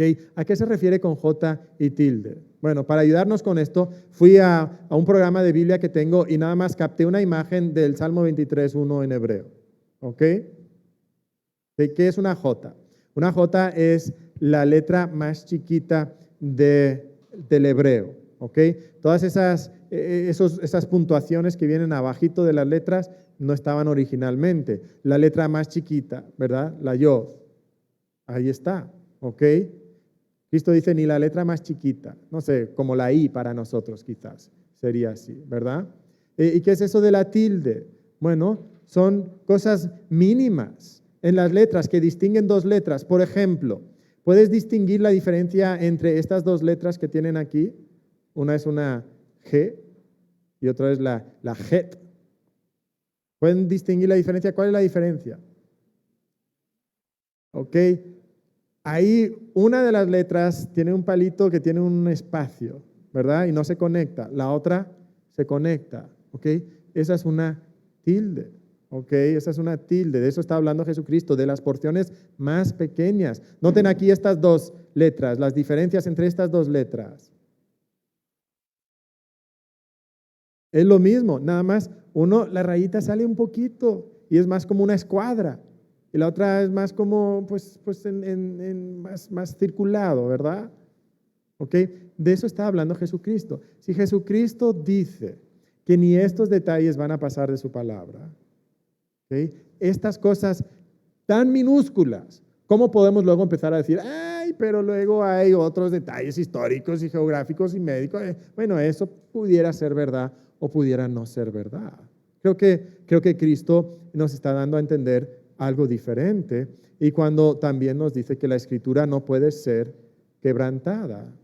El año pasado, cuando vimos en las noticias que una ballena escupió a un hombre en la costa.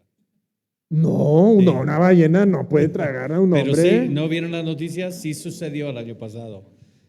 Pero hasta que uno ve que suceda, antes dicen con un corazón ya escéptico. Ujú. El problema no es lo que dice de Jonás, el problema es el corazón escéptico.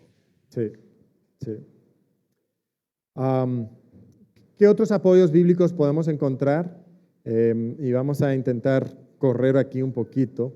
Afirmaciones acerca del carácter de Dios. Déjame ponerles unos versículos, quizás no los leamos todos, haré una selección aquí.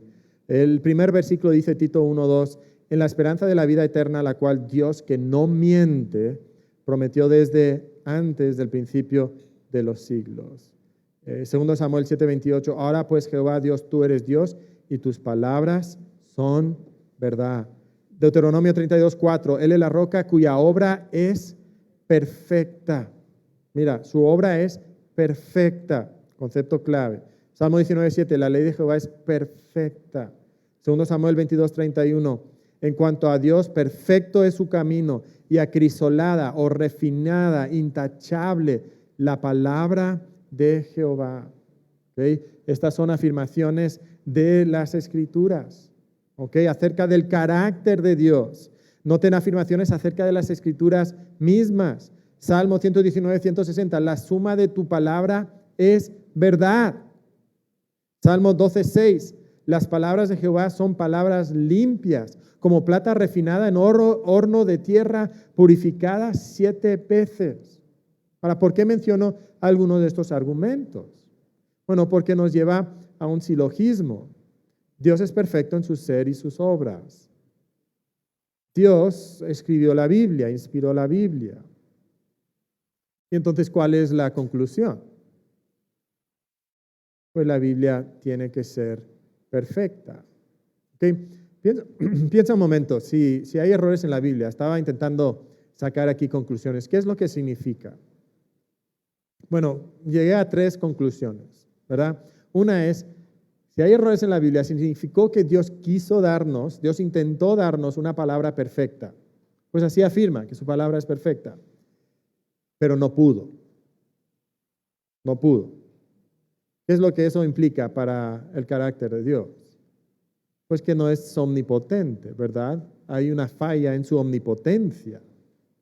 O puede ser que Dios nos dio una palabra que Él pensaba, que Él creía que era perfecta, pero que no lo era y contenía errores que Él no se dio cuenta que contenía. Bueno, eso es un ataque en contra de ¿qué? De su omnisciencia, ¿verdad? O la otra opción es que Dios de manera intencional incluyó errores y mentiras en su palabra. Esas son las opciones reales. Esas son las decisiones a las que estamos llegando si empezamos a aceptar estas ideas de que la palabra de Dios contiene errores. Contiene errores. Y eso nos va a llevar a algunas consecuencias bastante grandes. Consecuencias muy grandes. Quiero mencionar 4, ¿ok? Y luego mencionaremos algunos detalles de cada una de estas. Primero, cuando empezamos a aceptar que hay errores, aunque sea en los detalles históricos y científicos, etc., entonces ponemos todo en tela de juicio. Todo.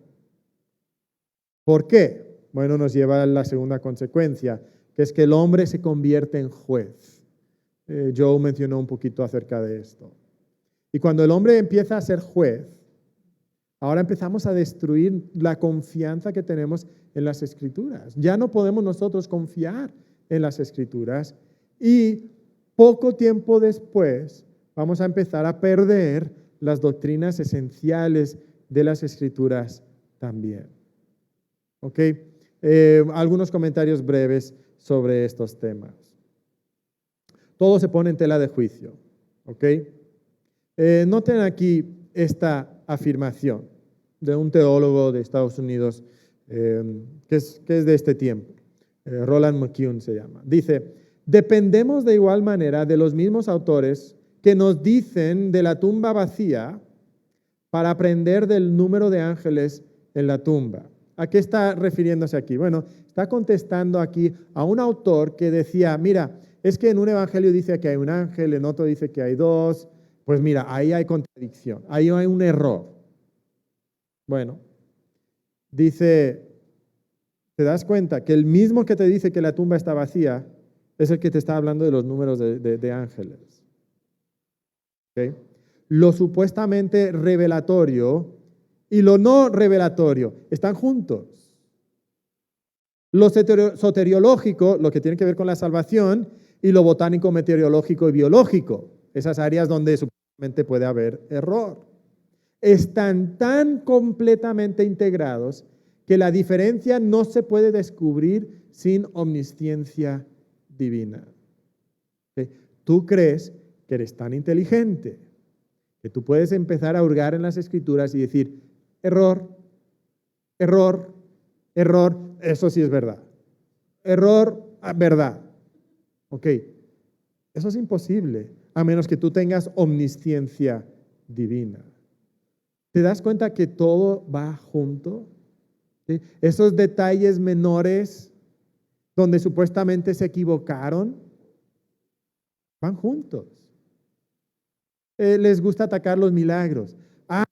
Que el sol se detuvo cuando Josué derrotó a las naciones cananeas. A ver, por favor, ¿te crees eso? Eso es un mito, ¿verdad? ¿Qué estás diciendo? Que no crees en un Dios omnipotente que puede hacer tal milagro. Es lo que estás diciendo. ¿Te das cuenta que estás empezando a cuestionar ahora la omnipotencia de Dios? ¿Te das cuenta cómo una cosa nos va a llevar a otra cosa? ¿Por qué? Porque ahora tú eres el juez. El famoso pastor Charles Spurgeon dijo lo siguiente en un sermón sobre Salmo 12:6 que acabamos de leer hace un momento. Dijo, si yo no creyera en la infalibilidad del libro, preferiría no contar con él.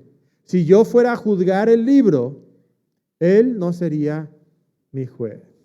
¿Okay? Nosotros nos estamos poniendo por encima del libro. Entonces nosotros empezamos a hacer el canon dentro del canon. Lo que estamos empezando a hacer. Nosotros poniéndonos encima del canon. Entonces, mejor, ¿por qué no dices lo que tú crees es tu razón?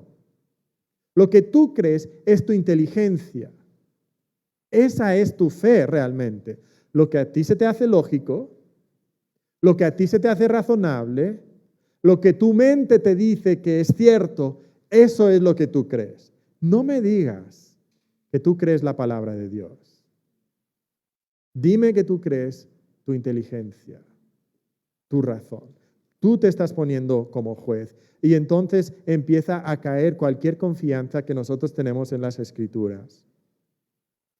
James Montgomery Boyce dice, si cuestionamos la palabra de Dios o si tenemos alguna reserva mental respecto a su autoridad, nunca podremos interesarnos en el verdadero estudio de la Biblia, ni tampoco alcanzaremos la plenitud de la sabiduría sobre Dios y sobre nosotros mismos. ¿Qué es lo que Él desea para nosotros? Cuando tienes dudas acerca de la Biblia, de inmediato hay una distancia entre tú y la Biblia. Tú estás por encima de la Biblia. Tú no estás en esa servidumbre ingenua que decía Agustín. Ahora tú vas a ver la Biblia con ojos escépticos. Y eso significa que nunca vas a poder conocer lo que Dios quiere para ti. Por otro lado, si aceptamos estas verdades, desearemos estudiar la Biblia y creceremos en conocimiento y devoción. Cambia todo cuando empiezas a permitir errores en la Biblia. Y lo que empieza a cambiar con poco tiempo, la historia lo ha demostrado, es que empiezan a caer doctrinas esenciales también. Y esto no es algo nuevo en nuestros días. Agustín lo dijo. Hace ¿cuántos siglos? 17 siglos. Las consecuencias más desastrosas tienen que seguir a nuestro creer que cualquier cosa falsa se encuentre en los libros sagrados. Esto es decir, que los hombres por medio de los cuales la Escritura nos ha sido dada y a quienes se les encomendó escribirlas, pusieron en estos libros alguna cosa falsa.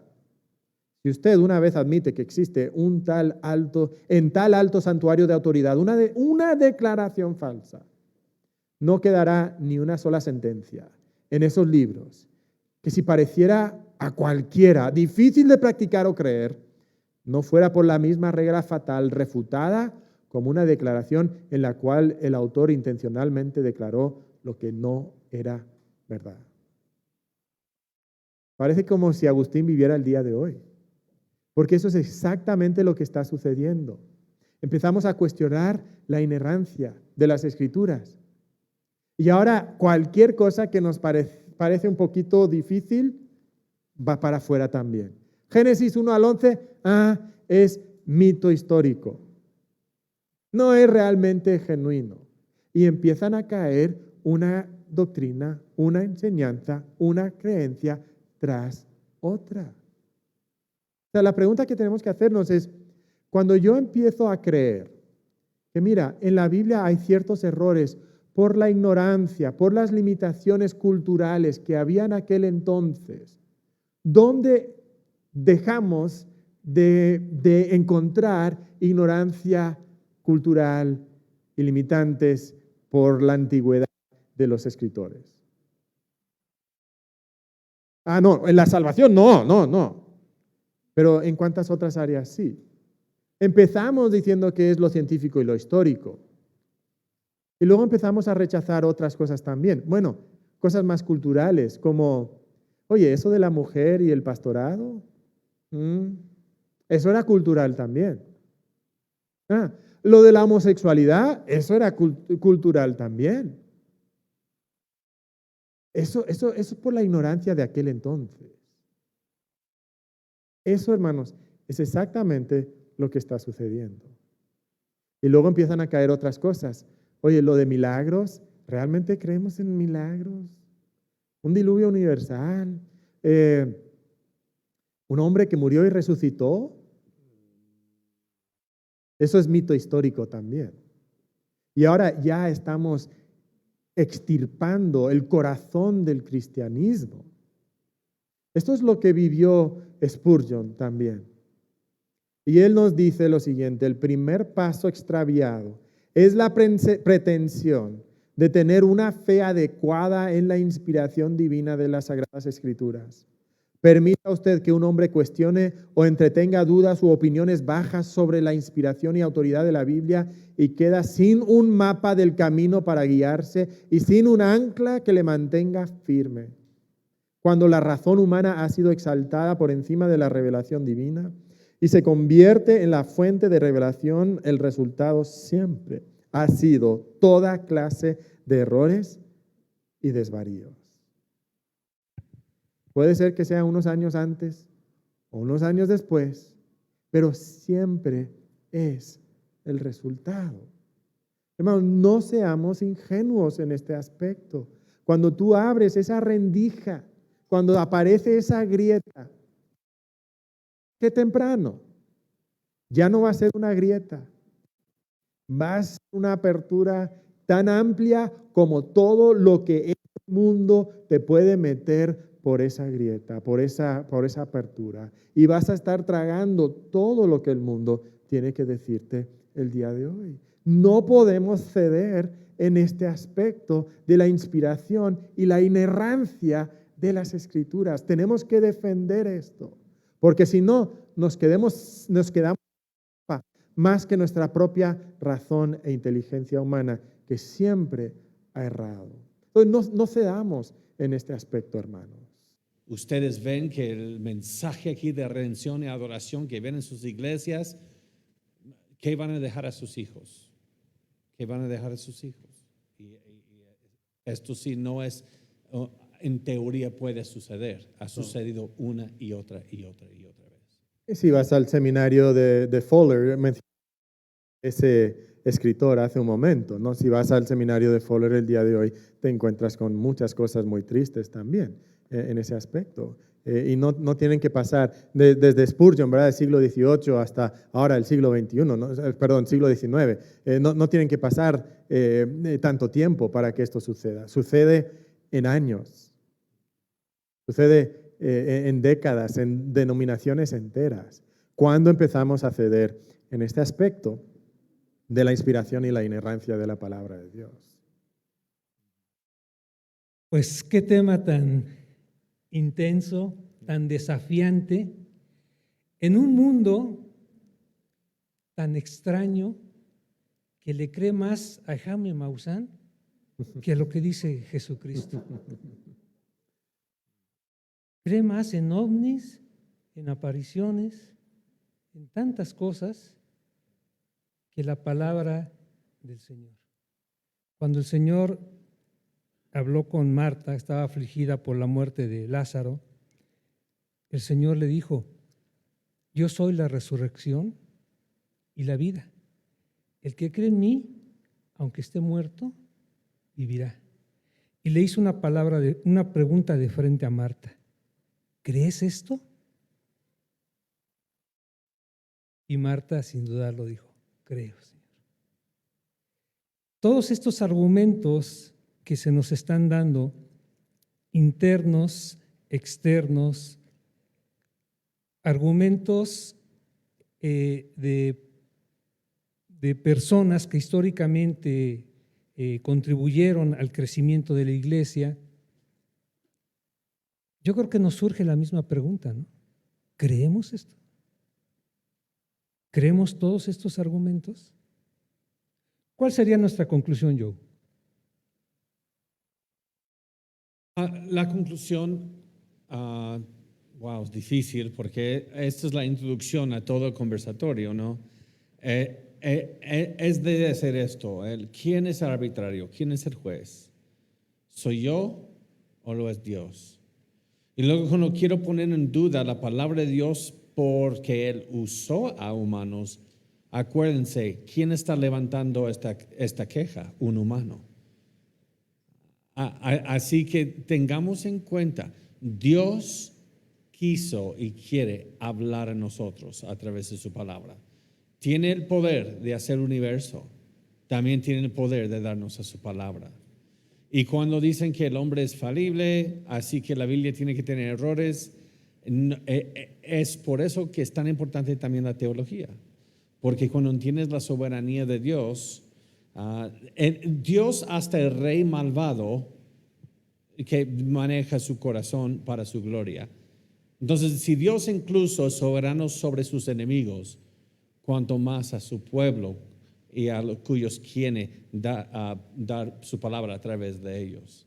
Dios es soberano. Los medios que Dios usa no eliminan el poder y soberanía de Dios. Amén. ¿Con qué te quedas, Richard, hoy? Yo creo que después de haber visto esta información, que como bien menciona Joe, es la introducción de lo que se va a continuar desarrollando, y recordemos de que Mateo no terminó de desarrollar el tema, hay más cosas que se pueden mencionar acerca de este tema, pero creo que como iglesia tenemos un desafío, y ese desafío es estudiar teología. Muchas veces la razón por la que no podemos dar una respuesta no es porque las respuestas no existan, es porque nosotros no hemos tomado el tiempo para prepararnos, para meternos a estudiar la palabra de Dios y sus profundidades. Y creo que como iglesia tenemos ese desafío de poder dar testimonio ante este mundo que nos demanda razón de la esperanza aquí en nosotros. Perdón, bueno, muy rápido. Otra cosa también es que esto no se resuelva en un conversatorio entre todos de ustedes. Estamos trayendo al tema esto y dando unos puntos. Por eso la Iglesia del Señor es columna y baluarte de la verdad. Tenemos el trabajo de estudiar esto, dar seguimiento. Y yo les quiero animar a que vean los libros cuando saben que están afuera. Uno que estoy muy emocionado que la Editorial Bautista Independiente tiene es La Trinidad Olvidada, porque yo tengo años enseñando esto en seminarios, diciendo, espero un día que alguien traduzca este libro de James White. Espero un día que alguien traduzca este libro de James White. Y hace 2 años, Bruce Burkholder me preguntó, Joe, ¿tienes alguna recomendación de un libro para Latinoamérica? Y dije, La Trinidad Olvidada de James White. Y lo rogué, le rogué, me hizo caso y aquí está afuera con muchos otros libros. Y cada vez Dios nos está dando más recursos en español. Y aquí están afuera, no me están pagando por decir esto, esos son libros que yo uso en las enseñanzas del seminario, lo que yo uso para estudiar para mí mismo, y están en nuestro lenguaje afuera con buenas traducciones. Esto no es todo el banquete, esto es el apetito y la entrada. La botana, como dicen en México. Cuando estoy en Sudamérica y digo botana, todos me ven como si tengo 3 ojos. Dicen, ¿qué es una botana? pero la merienda allá. Pero por favor, toman la tarea de llevar eso y hacer la investigación y dar seguimiento, perdón. Y un buen recurso que íbamos a ver un poquito, pero pues yo hablo mucho, entonces no pudimos. Es la Declaración de Chicago sobre la inerrancia bíblica. En octubre de 1978 se juntaron algunos teólogos para responder a la infiltración liberal. Aquí hay una foto que me envió Joe de personas firmándolo, ¿verdad? No hay tiempo de verlo esta noche, ustedes lo pueden leer, puede ser un buen recurso. Sí quisiera terminar con una afirmación de John MacArthur y va muy de la mano con lo que Joe decía en su conclusión, ¿verdad? Esto tiene que ver con el carácter de nuestro Dios. Y dice John MacArthur, si Dios es el autor de las Escrituras, como afirma el texto, ¿cómo puede haber errores en lo que afirma? Y si hay errores en lo que dice, ¿cómo puede Dios ser el Dios de verdad? Por otra parte, si esta es una palabra eterna y permanente, como constatan las Escrituras, ¿cómo puede entonces el Dios de verdad permitir que ésta propague falsedades? Lo que está en juego en la doctrina de la inerrancia es nada más que el carácter e integridad de Dios. Puesto que Dios es fiel, lo es también su revelación en las Escrituras. Creo que para mí es una buena manera de concluir. Muchas gracias, Mateo. Y pues no sé si tengamos solo unos minutitos para alguna pregunta que tengamos. La pregunta es la siguiente, perdón, que son varias. Bueno, las primeras que salió es la siguiente. Ahora, sobre inspiración plenaria, Judas y Pedro citan el libro de Enoc. ¿Esas citas son o no son inspiradas? Si es así, entonces, ¿tiene el libro de Enoc algo de inspiración? ¿Qué implicancias tiene eso en el concepto de inspiración plenaria? Saludos. Tú tienes ganas. ¿Te emocionaste tú? Yo tengo ganas sí, con tienes eso. ganas. Número 1, el Dr. Peter Gentry del Seminario Southern da unas buenas enseñanzas sobre eso, que él dice que está desacreditando a Enoch cuando lo están citando, están mostrando su inferioridad. Sin embargo, por eso hablamos de la infalibilidad en todo lo que afirman las Escrituras, porque también Pablo en Hechos 17 cita a 2 poetas griegos. No está diciendo lo que ellos dijeron es palabra de Dios, está haciendo un argumento. Entonces Dios supervisó que Pablo citara a 2 poetas griegos, uno del siglo VI antes de Cristo y uno del segundo, tercer siglo antes de Cristo, Arato y se me olvidó el nombre que empieza con D, Diótrefes. Y Pablo está citando a ellos. Entonces Dios está supervisando que Pablo usa este argumento, o que Pablo usara este argumento o que se citara eso en Hechos 17. No quiere decir que su fuente sea inspirada, sino que Dios quiso que se agregara esto nuevamente. Cuando la Biblia cita a Satanás, no está aprobando lo que dijo Satanás. Por eso hice esa distinción tan firme de infalibilidad. En todo lo que afirma las Escrituras es infalible. Y ya ahora ven, por eso pasamos tanto tiempo en ese punto. Pero Peter Gentry, si lo buscan en YouTube, solo está en inglés, da una hora muy detalladamente, académicamente, demostrando, yo creo que hace un trabajo excelente, en que es una polémica en contra de Enoch, cuando no lo están realmente citando, de hecho, solo están parafraseándolo. ¿Alguna otra, muchacha? Una más y ya.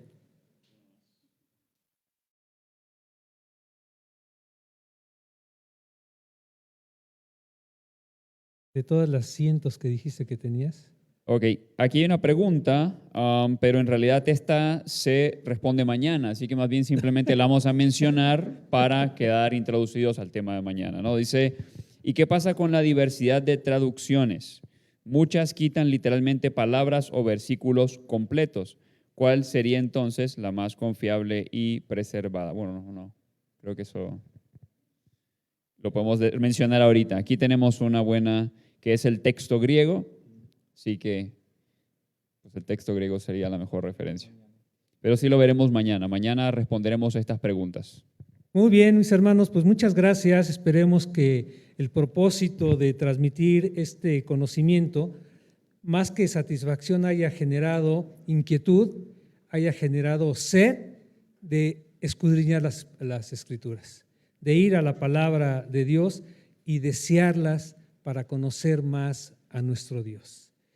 Muchas gracias por su atención. Nos despedimos de la transmisión. Nos quedamos aquí con los hermanos presentes porque tenemos algunos regalos que darles. Mencionarles que tenemos la Biblia del oso aquí para que la vean, no para que se la lleven, para que la vean. Está al tamaño de un oso. Está al tamaño de un oso, ¿sí? Y tenemos aquí, si ustedes dijeron, este es como un cactus del desierto de aquí, no, es una copia de un códice de arcilla de la época de Ciro. A ver, abúndanos, Richard. Ok, esta es una representación de lo que fue el edicto de Ciro de la reconstrucción del templo. Entonces, de hecho, esto es evidencia histórica de que lo que la Escritura dice es verdad. Y de hecho, Mateo hizo mención acerca de eso, de que muchos decían, bueno, ya cuando los arqueólogos vayan a Palestina, eso nos va a demostrar de que la Biblia tiene errores. Bueno, muchas de las cosas que han encontrado en Medio Oriente son este tipo de evidencias que muestran que lo que la Escritura dice es verdad. Dirá, esto es una copia, ¿cómo sabes? Entonces, yo he visto el original en el Museo de Historia Británico en Londres y encontraron el verdadero porque los escépticos decían, ningún emperador iba a liberar a sus esclavos. Eso es puro cuento para sus historias de un orgullo patriótico. Pero aquí está, y el verdadero, ahí está en ese museo en Londres ahora. Qué bueno que lo aclara yo, porque ahí dice Made in China.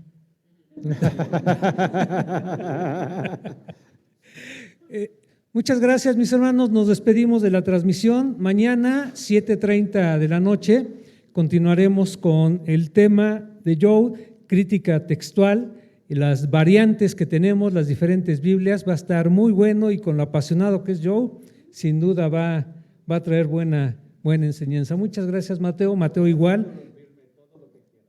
Ok, me voy a preparar. Igual estamos cordialmente invitados. Mis hermanos, los invitamos porque también el día de mañana igual refaremos algunos libros para motivarles a la lectura de buenos libros. Buenas noches, nos despedimos del público lejano. Que pasen buena noche, Dios les bendiga.